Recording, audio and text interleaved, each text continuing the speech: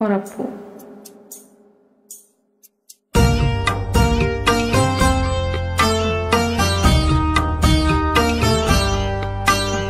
ನಿನ್ನ ಕಂಗಳ ಬಿಸಿಯ ಹನಿಗಳು ನೂರು ಕಥೆಯ ಹೇಳಿವೆ, ನಿನ್ನ ಪ್ರೇಮದ ನುಡಿಯ ಕೇಳಿ ನೂರು ನೆನಪು ಮೂಡಿದೆ.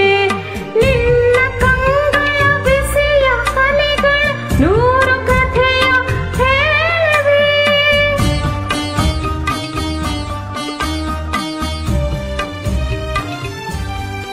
ನಿಮ್ಮನ್ನ ಯಾವತ್ತೂ ಮರೆಯಲ್ಲ ನಾನು.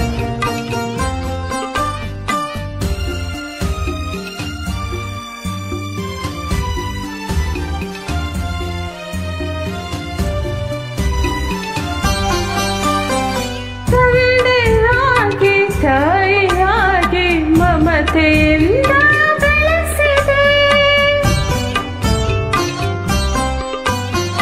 ತಂದೆಯಾಗಿ ತಾಯಿಯಾಗಿ ಮಮತೆಯಿಂದ